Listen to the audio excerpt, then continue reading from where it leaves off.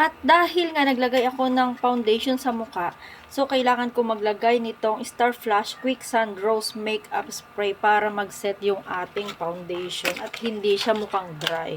So ito siya guys. Ayan o. May mga glitters siya. Tignan nyo naman. Ang ganda. Ayan o. Nga pala guys, bago nyo gamitin to, i-ano nyo na muna, i-shake nyo muna. Ayan o.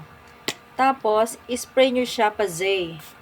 Yan, 20 to 25 cm ang layo sa mukha mo. Pwede din pa X, ganyan. Depende sa inyo, guys. Ayan. Tapos, hintayin nyo lang na matuyo siya. Tapos, pagkatapos niyan, ayan, tignan nyo, guys. Ang ganda. Hindi siya mukhang dry. Diba kasi pag naglagay tayo ng makeup, ayan. Tapos, naglagay ka ng foundation, dry na dry yung skin natin kasi nga gawa ng foundation. So, para maging ano siya, hindi mukhang dry at hindi mag-dry ang ating mga face, mag-spray ka nito. Tapos, maganda siya kasi may mga ano siya, may mga glitters. Ayan o, tingnan nyo guys.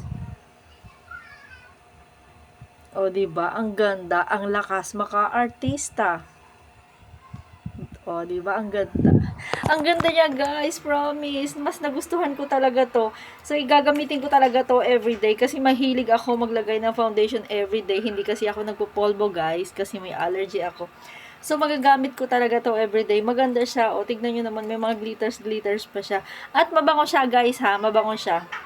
Mura lang to guys. So kung gusto nyo din ito guys, lalo na sa mga mahihilig mag-makeup dyan, ilalagay ko yung link dyan sa baba. I-check out nyo na to dyan sa Yellow Basket.